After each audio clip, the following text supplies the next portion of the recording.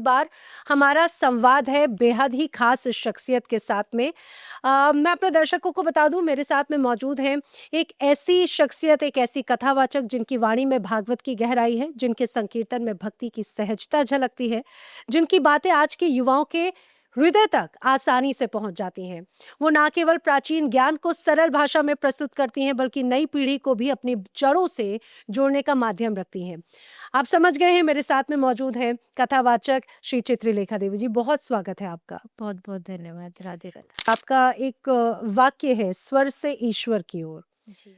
यानी कि स्वर ही सब कुछ है। हम जो देखते हैं, सुनते हैं, महसूस करते हैं, हर चीज उसका एक स्वर है। ईश्वर है। जब नदी कलकल बहती है तो उसका अपना एक अलग स्वर है, जब वायु चलती है तो उसका एक अलग स्वर है। ये स्वर से ईश्वर की ओर क्या है आखिर बात? देखिए, स्वर जो है ना वो व्यक्ति को सबसे ज्यादा मन को बांधने का और मन को एकाग्र करने का तरीका होता है। अच्छा। क्योंकि स्वर अपने आप में एक साधना है। हम भगवान को पाने के लिए भी या तो ध्यान या भक्ति या स्वर के माध्यम से, जैसे मीरा ने गा के रिझाया, सूरदास जी ने गाया, कबीर ने गाया, रैदास ने गाया, इन सब ने हजारों हजारों पद लिखे भगवान को रिझाने के लिए, गाने के लिए। तो वो स्वर हमारे हृदय को बहुत जल्दी स्पर्श कर लेता है। इवन जो लोग बहुत ज्यादा भगवान में नहीं भी मानते हैं, लेकिन संगीत उन्हें प्रिय है और संगीत उन्हें सुकून देता है, शांति देता है, तो उसी संगीत को, उसी स्वर को भक्ति का मार्ग दे देना, मुझे लगा कि ये बहुत एक सरल रास्ता होगा लोगों के हृदय तक भक्ति को पहुंचाने का। और संगीत का वैसे मतलब भी ये होता है जहाँ स्वर, नृत्य और गायन ये सब एक जगह। क्या बात है। और देखिए, ये वही जब स्वर एकजुटता में नज़र आता है, हाल ही में हमने देखा तो एक अलग आंदोलन और क्रांति भी ले आता है। चूँकि आप हमेशा युवाओं को प्रेरित करती हैं और ये कहा जाए कि युवा हमेशा आपके साथ में बहते चलते नज़र आते हैं। अभी हाल ही में हमने देखा एक वो जेन ज़ी का एक बड़ा एक अलग रूप नज़र आया। आपकी नज़र में ये युवा पीढ़ी जो जेन ज़ी है, वो किस रूप में है और आप कैसे उन्हें साधती हैं? देखिए, जेनजी तो अब देश का भविष्य है। आगे बिल्कुल। सारी बागडोर उन्हीं के हाथ में है और उन्हीं को देश चलाना है, उन्हीं को समाज चलाना है। किस दिशा में लेकर के जाना चाहते, पूरी जिम्मेदारी उनके कंधों पर है और वो बड़े अच्छे से उसे निभा भी रहे हैं। मेहनत करते हैं अपनी पढ़ाई में, अपने परिवार को आगे बढ़ाने में। चाहे वो पढ़ाई भी कर रहे हो तब भी उसमें कंपटीशन है, हुँ, जॉब में कंपटीशन है, करियर में इतना सारा कंपटीशन है। हुँ, कहीं ना कहीं वो कंपटीशन का प्रेशर इंसान को, बच्चों को बहुत ज्यादा एंशियस बना रहा है, हुँ, बहुत मन में चिंताएं रहती हैं। हुँ। उस चीज से उभरने के लिए आध्यात्मिकता, भजन, भक्ति, संगीत एक बहुत बड़ा माध्यम होता है।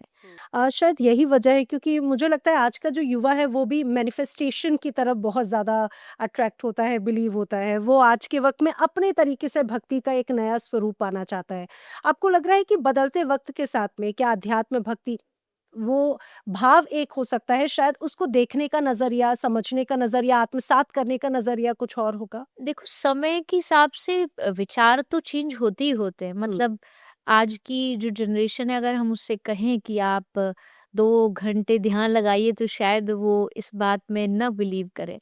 लेकिन मेरा मानना ये कि उनको उनकी भाषा में, उनके वे में, इजीएस्ट वे में भगवान से जोड़ने का तरीका हमें सिखाना चाहिए। जैसे बचपन में जब बच्चे कोई दवाई नहीं पीते तो उनकी जो माता होती है वो उनको बड़ी चालाकी के साथ किसी दूसरी बोतल में रख करके उनको कुछ मीठा बोल करके खिला देती बिल्कुल, है, पिला बिल्कुल। देती है। दवाई वही है, बस पैकेज बिल्कुल। चेंज कर देती है। तो वही हमारा काम है कि उनको परोसना तो वही है, लेकिन उसका पैकेजिंग चेंज करके कि उनको देख करके लगा रही है तो हमारे लिए हो सकता है। श्री कृष्ण की आराधना या श्री कृष्ण को देवी चित्रलेखा अपने रूप में किस तरह से गुनगुनाती हैं, ध्यान करती हैं? ठाकुर जी तो कृष्ण तो है ही, मैं पर बिल्कुल। श्री जी की, राधा रानी की बहुत उपासक हूँ। अरे! तो राधा रानी का एक बहुत भाव है, जो उनका स्थान है जहाँ उनका जन्म हुआ है, बरसाना, तो वहाँ के लिए गाया जाता है। ज़रूर। मेरो मन लाग्यो बरसाने में, जहाँ विराजे राधा रानी। मेरो मन लाग्यो बरसाने में, जहाँ विराजे राधा रानी। मन हट्यो दुनियादारी से, मन हट्यो दुनियादारी से, जहाँ मिले खारा पानी, मेरो मन लाग्यो बरसाने में, जहाँ विराजे राधा रानी। जय राधे, जय राधे, जय राधे, जय राधे, जय राधे, जय राधे, जय राधे, श्री राधे। वाह! ऐसा लग रहा है कि हम बरसाने की ही उन गलियों में चल रहे हैं और अभी आप गा रही हैं और लिटरली मेरे गूज़बम्प्स, मुझे रोंगटे खड़े हो रहे हैं। ये एक अलग भाव है, ये जी। वाइब्रेशंस हैं मुझे लगता है जो अच्छा मैं चूँकि अभी हम बात कर रहे थे जेन ज़ीज़ या मौजूदा वक़्त की, इस बदलते वक़्त के साथ में आपको ऐसा लग रहा है ये जो तौर-तरीके भी बदल रहे हैं, आध्यात्म के साथ में युवा कनेक्ट हो रहे हैं। श्री कृष्ण जी ने हमेशा से ही उनको तो मैनेजमेंट गुरु कहा जाता है कि भई श्री कृष्ण जी के पास में हर परेशानी का समाधान है, हर जी। ताले की चाबी है। जो अभी इन युवाओं की भी चाबी श्री कृष्ण जी के पास में है क्या? बिल्कुल है। भगवान श्री कृष्ण ने भगवत गीता सिर्फ अर्जुन के लिए थोड़ी सुनाई थी, हम सबके लिए सुनाई थी, क्योंकि वो जानते थे कि कुछ समय अपनी लीला खत्म करके विश्राम करके वो अपने धाम चले जाएंगे, तो आगे के समय को कौन संभालेगा? तो कृष्ण की वाणी संभालेगी, क्योंकि कृष्ण में और कृष्ण की वाणी में कोई अंतर नहीं है। भगवत गीता का वाचन भगवान ने आज के युवाओं के लिए किया, और जैसा आपने कहा कि भगवत गीता अपने आप में एक बहुत बड़ी मैनेजमेंट बुक है कि आप उसे पढ़ कर के अपनी लाइफ के निर्णय, डिसीजन, जीवन में कभी कोई कंफ्यूज है तो भगवत गीता का कोई एक श्लोक उठा के देखिए, आपको समाधान मिल जाएगा। हुँ, तो यानी कि भगवान अभी भी हैं आपके साथ, सपोर्ट के रूप में खड़े हुए हैं। और भगवत गीता में उन्होंने कहा भी है कि तू डर मत, मेरी शरण में आ, कर्म करता चल, लेकिन मेरे पे भरोसा रख, मुझ पे विश्वास रख। आज के समय में हमारे लिए सबसे बड़ा टफेस्ट टास्क यही है कि देखिए, संसार तो, दुनिया जो है वो, उसकी सिचुएशन सब चेंजेबल है। बिल्कुल। आज बहुत अच्छी है, कल खराब हो जाएगी। आज रिश्ता बहुत अच्छा है किसी के साथ, कल मनमुटाव हो जाएगा। बट उस टाइम पे अगर आपके जीवन में भगवान होंगे, तो आप उन सब चीज़ों से आसानी से उबर पाओगे, लड़ पाओगे। तो उसके लिए भगवान कृष्ण का और उनकी बातों का जीवन में होना बहुत ज़रूरी है।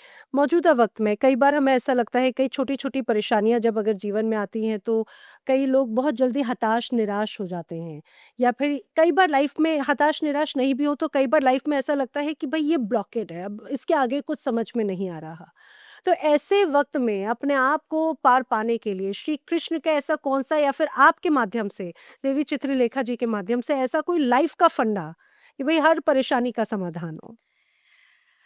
आई थिंक रिसेंटली मैंने कहीं पढ़ा था कि अगर झरने के बीच में पत्थर ना आते तो झरने में इतना सुंदर संगीत पैदा ना हो। वाह, वाह! क्या खूबसूरत बात। तो अगर जीवन में भी अगर रुकावटें नहीं आएंगी, कुछ हुँ, परेशानियां नहीं आएंगी, तो जीवन जो इतना आनंद में अद्भुत, हम बोलते हैं ना कि लाइफ बड़ी अच्छी है, जिंदगी बड़ी अच्छी है, हुँ, उसका कारण ही है कि भगवान ने इसमें सारी फीलिंग्स डाली हैं।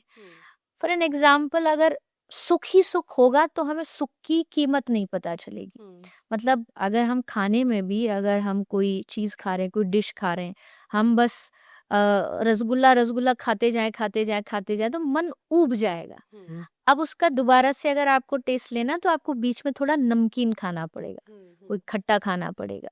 देन आपको मीठे का स्वाद फिर से तभी पता आने चलेगा। लगेगा। तो हुँ, भगवान ने ये जो सिस्टम बनाया ना, बहुत सोच समझ के बनाया है कि हुँ, जीवन की परेशानियाँ, जीवन के दुख जो हैं, वो आपके जीवन में खटास तो लाती है, लेकिन उससे फिर आपकी मिठास की वैल्यू बढ़ जाती है। बिल्कुल। आपके अच्छे दिनों की, आपके सुख की वैल्यू बढ़ जाती है। तो उन बुरे दिनों में, या फिर ये कह सकते कि आपके थोड़े हार्ड जो टाइम होता है, उसमें कभी भी चिंतित और घबराना नहीं चाहिए। ये समझना चाहिए भगवान का टेस्ट है। जैसे एक कुम्हार घड़े को टेस्ट कर कर के देखता है कि कच्चा तो नहीं है, पक गया ना। हुँ, तो भगवान भी चेक करते हैं कि अभी इसके जीवन में कितना कुछ अभी होना बाकी है। हुँ, तो अगर उस टेस्ट में आप पास हो गए तो आपको जीवन में सुखी रहने से और खुश रहने से कोई नहीं रोक सकता। लेकिन मुझे लगता है कई बार ऐसा लगता है कि आधुनिक जीवन है, उस आधुनिक जीवन में महत्वाकांक्षाओं का भी कोई ये लगता है कि वो भी अनंतहीन है, हर चीज़ में हमेशा नई-नई चीज़ें व्यक्ति भागता रहता है और उसके साथ में उसका मन भी भटकता रहता है। और ऐसे में कहा जा रहा है कि आज का जो युवा है वो उसका मन ज़्यादा भटक रहा है, हम भी उसी श्रेणी में आते हैं। तो उस भटकते मन के साथ में देवी चित्रलेखा जी आधुनिकता के साथ में अध्यात्म को कैसे हम कैरी कर सकते हैं? आपके माध्यम से वो बात क्या है? और साथ में जो आपका अंदाज़ है, मैं वो अनंत नाद के माध्यम से भी जानना चाह रही हूँ। आई थिंक देखो आध्यात्मिकता क्या होती है, भक्ति क्या होती है? भक्ति आपको अंदर से संतोषी बना देती है। हुँ। मतलब जाहि विधि राखे राम ताहि विधि विधि रही, रहिए। बिल्कुल। ये इस भक्ति का सिंपल सा रूल है कि भगवान की इच्छा और उनकी खुशी में अपनी खुशी को मिला देना और उसमें खुश हो जाना। अब अगर हम आज के टाइम की बात करें, जैसे आपने कहा, हमारे जीवन का दुख ये नहीं है कि हमारे पास कम है, हमारे जीवन का दुख ये है कि ये हमें नहीं है। हमें ये नहीं है, ये ज्यादा चाहिए, हुँ। इसको पा लेते उसको पा लेते। मतलब जीवन में चारों तरफ हम भाग रहे हैं, और जब वो मिल जाता है तब भी उससे ज़्यादा की ख्वाहिश रखने लग तब जाते हैं। फिर वो छोटा पड़ जाता है। हाँ। पहले साइकिल की इच्छा रहती थी, साइकिल भगवान ने दी, अब बाइक मिल जाए, बाइक मिली तो अब 4 पहिए गाड़ी मिल जाए, 4 पहिए गाड़ी से भी हमें अब सुख नहीं मिला, हमें लग्ज़री गाड़ी चाहिए। हुँ, तो ऐसे करते-करते बहुत बहुत जीवन का, और आई थिंक ये सबका ही है। हुँ, ये इस चक्रव्यूह से जो निकल पाता है, बहुत हुँ, मात्रा में नहीं पर कुछ हद तक तो हुँ, आदमी निकल सकता है, वो अपने जीवन को सुरक्षित, आनंदित, खुशहाल बना सकता है। हुँ, अन्यथा तो महत्वाकांक्षाएँ इतनी हैं, इच्छाएँ इतनी हैं, आदमी आज भाग रहा है इसके पास, उसके पास, मतलब बिल्कुल। नॉट जस्ट भाग रहा है, मुझे लगता है भीख माँग रहा है। हुँ, दूसरों से अपनी खुशी की भीख माँग रहा है, हुँ, अपने रिश्तों की भीख माँग रहा है। बिल्कुल। किसी ने बहुत अच्छी बात कही कि कभी कभी उसके पास भागे, कभी उसके पास भागे, और भागते-भागते आप अपने आप को ही खो बैठते खुद हैं। से दूर भागते आप हैं। खुद से दूर भागने लग जाते हैं, हुँ, आपको अपनी महत्वता नहीं पता होती। तो इसके लिए थोड़ा-सा टाइम इस भीड़ भरी दुनिया में, मुझे लगता है, कभी भीड़ से हट के अपने आप से बात करके देखो, तो आप अपने आप को पहचान पाओगे कि आप हो कौन? आपकी पहचान क्या है? आपको भगवान ने क्यों दुनिया में भेजा है? इस दुनिया में एक बहुत अच्छी बात है कि अयोग्य पुरुषो नास्ति।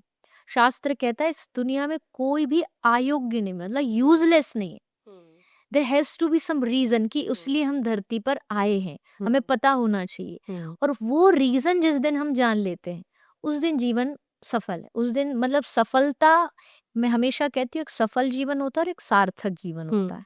सफल जीवन इतना है कि लोग आपकी सक्सेस रेट देखेंगे। वाह-वाही करेंगे। हाँ, हुँ, आप कितना कमाते हो, हुँ, आपके पास गाड़ियाँ कितनी है, हुँ, ये सफलता का एक हुँ, उदाहरण दे सकते हो। पर सार्थक जीवन कि आप लोगों के काम कितने आए, बिल्कुल। आपने अपने जीवन को कितना अच्छे से उपयोग किया, हुँ, तो वो सार्थक जीवन है। तो ये सार्थक जीवन बनाने के लिए पहले आपको अपने आप को जानना पड़ेगा, हुँ। और उसके बाद फिर आप जीवन में आगे कुछ किसी के लिए कर पाएँगे। अच्छा, देवी चित्रलेखा जी कभी एंग्ज़ायटी में आती हैं क्या? कभी थक जाती होंगी, परेशानी में आती हैं क्या? कभी गुस्सा आता है या फिर ऐसी परिस्थिति होती है तब आप उससे कैसे उभरते हैं? एंजाइटी नहीं कह सकती, क्योंकि आई थिंक वो थोड़ा ज़्यादा डीप वर्ड हुँ, हो जाएगा, बट हुँ, टेंशन, हाँ, of hmm, course, hmm, human nature है वो, उससे कोई नहीं बचा, हुँ, गुस्से से कोई नहीं बचा। अगर आप ये कहते हैं स्टेज पर कि मैं गुस्सा नहीं करता, तो इसका मतलब आप बहुत गुस्सा करते हैं। तो क्योंकि ये, हुँ, अच्छा, मुझे लगता है ये बुरा भी नहीं है, मतलब हुँ, ये भगवान ने अगर इमोशन ह्यूमन दिए नेचर है। हैं, हुँ, तो ये इमोशन इसलिए दिए हैं कि ये टाइम टू टाइम आपके भीतर पैदा होंगे। इट्स जस्ट कि एक्सट्रीम नहीं हो जाए, हुँ, मतलब आप गुस्सा भी करो तो इतने लेवल पे करो कि आपको पता है कि आप उतना ही तो पेडल मारोगे बिल्कुल ना, सही कि बात। आप जितना स्टेयरिंग संभाल पाओगे। आप बिल्कुल। ओवर करोगे तो जाके गाड़ी हुँ, लगेगी। हुँ। तो एग्जैक्ट हमारे इमोशन भी हमारे हैंडल कंट्रोल होना चाहिए। तो ऐसे में आप क्या करती हैं फिर? आई थिंक मेरे लिए तो दो ही चीज़ें, संगीत, म्यूजिक, म्यूजिक से मुझे बहुत प्रेम है, एंड अरे! सेकंड इज नाम जाप, मतलब चांटिंग करना, भगवान का माला लेकर के बैठना, उनसे बातें करना, उनको बताना अच्छा। अपना कोई भी प्रॉब्लम है, हुँ, कोई सिचुएशन ऐसी है तो उनसे शेयर करना, हुँ। और वो कहीं ना कहीं समाधान दे भी देते हैं। देवी जी, बस मैं ये कहूँगी कि चलते-चलते एक बार उसी भक्ति रस के साथ में अगर हम अपने दर्शकों को यहाँ पर अलविदा कहें तो वो और एकदम सोने पे सुहागा हो जाएगा। जी, मैं एक बहुत अपना प्रचलित भाव है, सब हुँ, कोई जानते, बच्चा-बच्चा उसको गाता है। मैं उसी की 2 लाइन के साथ इसको विश्राम करूँगी। ज़रूर। श्री कृष्ण गोविंद हरे मुरारे, हे नाथ नारायण वासुदेवा। श्री कृष्ण गोविंद हरे मुरारे, हे नाथ नारायण वासुदेवा। हे नाथ नारायण वासुदेवा, हे नाथ नारायण वासुदेवा। श्री कृष्ण गोविंद हरे मुरारे, हे नाथ नारायण वासुदेवा। श्री कृष्ण गोविंद हरे मुरारे, हे नाथ नारायण वासुदेवा। देखिए आप राधा रानी की आराधना करती हैं, माता सरस्वती का आपकी वाणी में वास है। मुझे लगता है यही एक माध्यम है शायद यही एक उस सकारात्मक वातावरण का एक सबसे बड़ा पहलू है। चित्रलेखा जी, आप हमारे साथ में इस संवाद में शामिल हुए, आपका बहुत-बहुत शुक्रिया। बहुत-बहुत धन्यवाद। राधे राधे।